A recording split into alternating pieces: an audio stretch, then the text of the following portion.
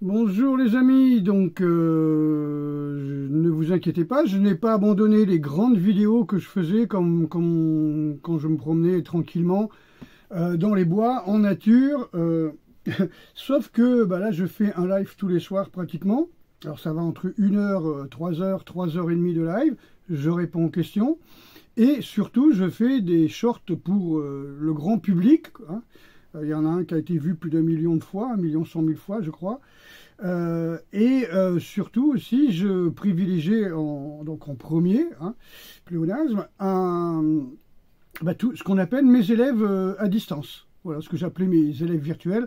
Ce sont des élèves à distance. Ça fait des années que je disais à tous les anciens stagiaires qui venaient s'entraîner ou mes anciens élèves qui venaient s'entraîner, en fin de compte, qu'ils avaient aucune possibilité de faire les mêmes choses que moi, que ce que l'on faisait au club, parce qu'il n'y a personne en France qui a mon parcours, hein, c'est-à-dire 55 années d'entraînement sportif et martial, un sport de combat et martial. Hein. Je rappelle que j'ai commencé en 1970 et je n'ai jamais arrêté. Et j'ai toujours fait 2 arts martiaux ou 2 sports de combat en même temps, hein, genre karaté, Yosekan Budo, boxe anglaise, boxe américaine, taekwondo, après Bujinkan, après capoeira, sambo, systema, combat antique. J'ai jamais arrêté. C'est une ligne droite. Donc, voilà, 68 ans, toujours en forme, jamais malade, comme je dis. Une hygiène de vie que vous connaissez tous, hein, toutes et tous, puisque vous me posez des questions à ce sujet durant mes lives. Donc, je leur ai dit que ça faisait des années que, on va dire, ils me disaient ce serait bien qu'on trouve un club à peu près comme le tien. Et moi, je leur disais, tu n'as aucune chance de trouver un club comme le mien. Je disais, à la rigueur, tu fais de la natation. Bon, l'eau est dégueulasse dans les piscines, c'est du chlore, c'est de la chloramine, c'est les gosses pissent dedans, les vieux crachent dedans. Bon, je parle pas du reste qu'il peut y avoir, quoi. Les clodos viennent se laver et tout ça. Donc, je me suis dit, la natation, c'est bien, mais à la mer. Et beaucoup de gens préfèrent nager quand c'est l'été. Nous, avec nos stagiaires, on ne va à la mer qu'à partir du mois de décembre. Peut-être au mois de novembre cette année, on va voir. Mais il faut qu'il n'y ait personne, il faut qu'il fasse bien froid, sinon ça ne sert à rien. Ensuite, je leur ai dit, à la rigueur, vous faites du parcours. Si vous avez un bon esprit, vous tombez dans un club qui a un bon esprit avec des bons entraîneurs, des gens responsables, pourquoi pas faire du parcours. C'est ce qui se rapproche le plus des ninjas, dont je parle dans mon livre, hein, Le secret des ninjas, et surtout que je détaille dans Ninja Shoten. Vous trouvez ça chez lulu.com, hein, www.lulu.com. Là, Ninja Shoten, c'est vraiment un livre sur l'esprit du parcours, l'histoire du parcours et comment les ninjas pratiquaient le parcours. Hein. Donc là, c'est moi dans mes stages d'été, donc dans les années 90, où j'expliquais comment grimper, comment utiliser le matériel ninja. Voilà. Donc ce sont des extraits de livres ninja et mon mémoire de préparateur physique. Voilà, sur le parcours, j'ai fait ça, d'accord. Le secret des ninjas, vous connaissez, hein. C'est comment les ninjas avaient une telle capacité physique, mentale et intellectuelle. Voilà, j'explique ça. Donc je leur ai dit, vous n'aurez pas l'occasion de pouvoir trouver, mais peut-être qu'un jour je ferai des vidéos. Alors on me disait, ouais, vas-y, quand est-ce que tu fais des vidéos? Et moi, je voulais pas faire des vidéos de cours. Mais en fin de compte, je voulais pas faire des vidéos de cours qui soient grand public. Et puis, petit à petit, on a trouvé la solution. On me disait, il faut aller sur Patreon, il faut aller sur je sais pas trop quoi. Bon, on a essayé plein de trucs. Ça marchait pas. C'était marqué voilà, un truc bizarre. Il fallait acheter des biscuits, des cakes, des cookies. Je sais pas trop ce que c'était. Donc, je pouvais rien faire de ce que je voulais. Et là, on a fait le truc un petit peu à l'ancienne, hein, c'est-à-dire je fais des vidéos tous les samedis et dimanches sur mes cours, et les gens, ils s'abonnent à mon club, comme s'ils étaient mes élèves. Évidemment, ils ne vont pas payer 40 € par mois, comme à peu près font mes élèves, ils vont payer 25 €. Et en s'abonnant à 25 € par mois, c'est-à-dire vous pouvez payer l'année en une fois à 300 €, ou bien vous pouvez éventuellement donner 25 € tous les mois. C'est-à-dire, vous m'envoyez, je vous envoie le RIB, hein, bien sûr, vous écrivez à le monde des arts martiaux @gmail.com, l'adresse du club, et moi je vous envoie le RIB du club, et vous m'envoyez un certificat comme quoi vous faites un don de 25 € mensuel permanent. Permanent, ça ne veut pas dire ad vitam aeternam, hein, ça veut dire simplement que quand vous en avez marre, vous arrêtez. Et quand vous arrêtez, ben moi je le vois bien, parce que sur les fiches du club de la banque, il y a le nom de toutes les personnes, voilà, comme ici, là, les noms de toutes les personnes qui ont donné. Donc j'ai une page exprès, voilà. Donc c'est sur le, voilà. Et ça, c'est le nom de toutes les personnes qui ont versé 25 €.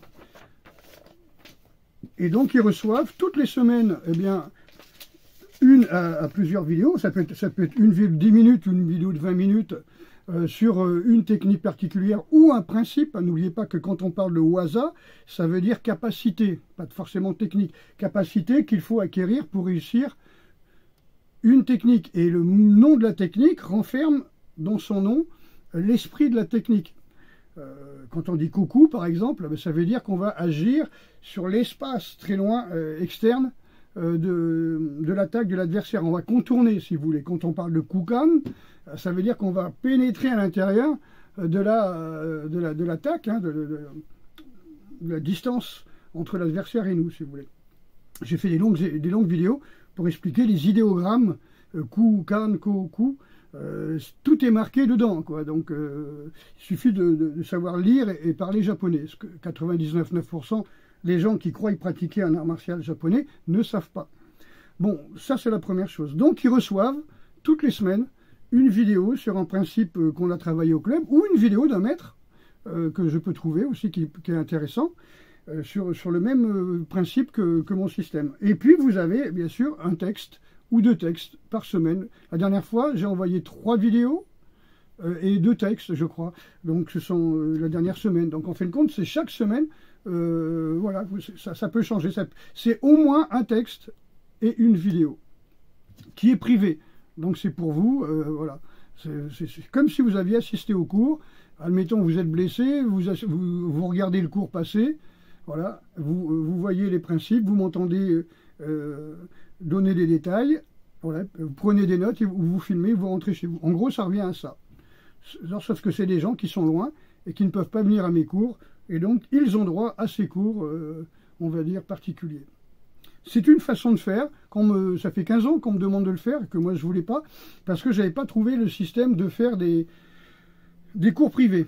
Alors, ça peut être aussi bien des techniques du Bujinkan, donc avec l'état d'esprit Katsumi Sensei m'a enseigné en 2019, m'a fait enseigner par très haut en 2019, ou bien ça peut être du systéma, de la self-défense, du close combat, voilà, de l'acrobatie, ça peut être du durcissement, ça peut être du renforcement musculaire, ça peut être plein de choses qui vont vous permettre d'avancer dans votre pratique martiale. Donc ça c'est la première chose. Ensuite, deuxième chose, oui, mon système ADROB, pour ceux qui ne savent pas, quand je parle de close combat ou de self-défense, je parle de système ADROB, c'est-à-dire je prends les meilleures techniques ou le meilleur état d'esprit ou le meilleur feeling du ninjutsu, du Bujinkan Budo Taijutsu, du taekwondo, du karaté, de la capoeira, de la boxe américaine, du Seikan Budo, c'est-à-dire les arts que j'ai pratiqués, alliés aux arts français comme la canne-bâton ou le combat celte, combat bouclier-épée. Tous ces principes-là ont quelque chose de commun qui nous est utile, on va dire, dans une attaque de rue. Alors pourquoi je dis une attaque de rue? Parce que maintenant, pratiquement tout le temps, c'est des couteaux. Au minimum, c'est des couteaux. Comme disait un ancien ministre, ou un ancien ministre ou de l'Intérieur, quelque chose comme ça. Il disait que, en fin de compte, ça va être pire, ça va être de pire en pire. Et il expliquait que ceux qui insultaient maintenant donnent des coups de poing, c'est-à-dire ils vous tapent dessus à plusieurs. Ceux qui vous tapaient dessus, maintenant ils ont des couteaux. Ceux qui avaient des couteaux, ils ont des machettes. Ceux qui avaient des machettes, ils ont maintenant des pistolets. Et ceux qui avaient ou des bombes à gaz et des pistolets, hein. Ceux qui avaient des pistolets, ils ont des fusils. Ceux qui avaient des fusils, ils ont des kalachnikovs. Ceux qui ont des kalachnikovs, ils ont des AR-5. C'est-à-dire des choses de plus en plus modernes qui viennent bien sûr d'Ukraine envoyés par l'OTAN, donc ça descend chez les racailles, dans les cités, et après vous en prenez plein la gueule. Donc il y a des tas de moyens que j'explique durant les stages, là c'est pas pour les vidéos, hein, c'est dans les stages, comment arriver à esquiver, à se protéger, à faire l'homme gris, voilà, à ressentir à quel moment ça va foirer, et les lieux enfin, dans lesquels il faut éviter d'aller, quoi. Donc, et puis à quel moment un lieu peut être safe à un moment et 2 heures plus tard devenir plutôt dangereux. Voilà, donc ça c'est un truc qu'il faut savoir. Donc voilà, donc ça c'est important. Donc j'explique aux gens que le MMA, ben oui c'est bien, c'est en train de se casser la gueule en ce moment aux États-Unis. Ils ont 50 à 60% de moins d'inscrits et il n'y a plus de champions. La boxe anglaise, ben, c'est pareil, il y a de moins en moins de champions aux États-Unis.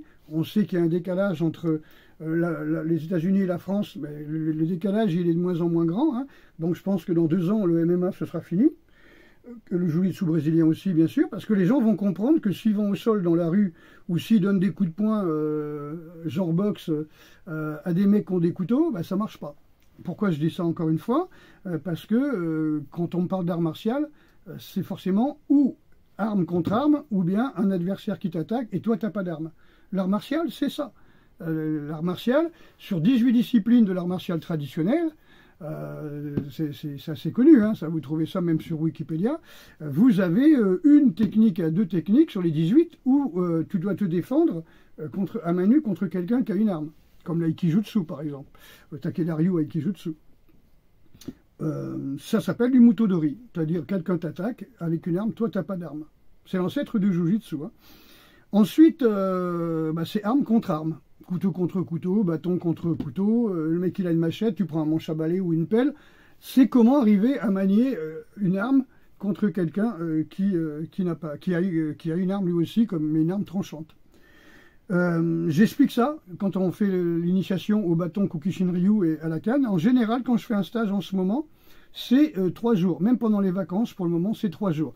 C'est vendredi après-midi, à partir de 14 h, samedi et dimanche à partir de 14 h. Ça permet aux gens de rester la matinée à prendre des notes, à se concerter, etc., à ne pas se fatiguer. Et le soir, ils peuvent aller manger au resto japonais, ils peuvent visiter la ville, et le matin aussi. Donc pour moi, c'est quelque chose de très important. Donc ça sert à quoi? Ben, ça sert que maintenant, vous avez plus de chances de vous faire attaquer par quelqu'un qui a une arme à la main, plutôt, hop, c'est compris, j'ai plus de batterie, voilà, plutôt que contre quelqu'un qui va simplement vous insulter ou vous donner des coups de poing. Les gens vous donnent des coups de couteau pour rien, pour un regard, pour une clope, tu me prêtes ton téléphone, ou pam pam, 2 coups de couteau dans le dos pendant que tu lui tournes le dos. Donc tout ça, ça se prévoit, tout ça, ça s'anticipe. Quoi dire de plus? Ben, je pense pas que ça va s'arranger. Hein. La France est devenue de pire en pire. Le gouvernement fantoche commence à être une grosse fumisterie, hein, comme on dit. Hein. Quand un clown rentre dans un palais, c'est pas le clown qui devient roi, c'est le palais qui devient un cirque. Et ben là, on a un cirque, c'est la cour des miracles, avec des espèces de je ne sais trop quoi au gouvernement, avec pareil, des ministres, des machins, on ne sait pas d'où ça sort, on pense que c'est humain, mais je me demande, voilà, c'est pas terrible. Hein. Et puis, bah, ces gens-là sont drogués, ces gens-là sont alcoolos, ces gens-là sont tabagiques, ces gens-là sont perturbés, des perturbateurs endocriniens, se font injecter des hormones et tout, bref. Donc on est tombé sur des gens, je ne sais plus comment on disait, Quasimodo, tu vois, voilà, c'est presque des humains. Alors, ça risque de foirer à max, hein, donc je pense que tout est fait pour ça, hein, donc pour que l'article 16 soit évident pour la presse du monde entier, hein, voilà, c'est la merde en France. Hein. Bon, faut savoir que l'Espagne, le Portugal, comment on appelle ça, la Belgique aussi, sont restés presque un an sans gouvernement, et c'est là qu'il y a eu moins de chômage. C'est comme un jour où il y a eu la grève des médecins et la grève des pharmaciens, c'est là où il y a eu le moins de malades. Tu vois, parce que les gens, ben, au lieu de continuer à prendre des saloperies et qui les rend encore plus malades, ben, ils sont débrouillés à prendre des tisanes ou à rien faire. Et puis c'est passé tout seul, parce que le corps s'auto-guérit, hein, les amis, pour ceux qui ne savent pas. Sinon, comment on aurait fait, hein, depuis des millions d'années, hein. Donc, j'ai écouté tout à l'heure les prophéties la troisième prophétie de Fatima, qui est la même de la dame de Akita, de la Vierge d'Akita. Donc, ben oui, il faut se prémunir, il faut s'attendre au pire. Je pense qu'il faut s'attendre au pire. Voilà, alors je peux vous dire vite fait, hein, voilà, guerre civile en Europe, hein, c'est ce que je dis depuis quelques années. Hein, donc tout est fait pour mettre les musulmans contre les chrétiens, tu vois, c'est l'histoire du petit coq, hein, de Ramon Chava. Hein. Et puis, qu'est-ce que ça peut être, il disait que Marseille sera détruit en peu de temps, Paris périra, hein, les saisons seront changées, hein, il faut voir ça aussi, le feu tombera du ciel. La plupart de la population sera totalement anéantie. Hein. Les survivants en vivront les morts. Ça, c'est connu. Hein, les survivants en vivront les morts. Alors, on peut te dire que c'est telle personne ou telle personne ou telle personne qui a dit ça, les survivants en vivront les morts. Genre, s'il y a un feu nucléaire, les survivants en vivront les morts. En fait, le compte, c'est parce qu'ils avaient eu certainement ces présidents, comment on peut dire... accès au troisième secret de Fatima, hein, c'était 1800 et les poussières quand même. Hein. Donc on le savait. Voilà, la plupart de l'humanité sera détruite et les survivants en vivront les morts, sauf s'ils sont préparés, évidemment. Hein. Donc il y a tout un cas de préparation à faire. Que dire de plus, les amis? Avant que ma batterie ne tombe, je vous souhaite une très bonne soirée. N'oubliez pas de dire aux gens que vous aimez que vous les aimez. Et puis, n'hésitez pas à nous contacter pour recevoir les vidéos. Hein, je vous répète, hein, le monde des arts martiaux, en une seule fois, le monde des arts martiaux @gmail.com. Je vous envoie le RIB et vous m'envoyez la preuve comme quoi vous êtes abonné à verser 25 € pour recevoir les vidéos. Que Dieu vous garde et sachez prendre des bonnes décisions. Vous savez, il y a un proverbe qui dit Dieu vomit les tièdes. Ça veut dire, si vous êtes indécis, vous ne savez pas trop, oh, bof, bof. Non, je ne parle pas de droite ou gauche, hein. Puis de toute façon, c'est la même chose. Extrême droite et extrême gauche sont pareils. Droite et gauche, c'est pareil. Le centre, on ne sait pas s'il y en a un. Donc, quelque part, voilà, sachez ce que vous voulez. Est-ce que vous voulez survivre? Est-ce que vous voulez apprendre à vous défendre? Est-ce que vous voulez connaître voilà, les bases du survivalisme, quand même, hein? Mais bon, il paraît que ce sera pire que le déluge, hein, ce sera un déluge de feu. Tout n'est pas perdu, je pense. Il faut avoir la foi. À très bientôt.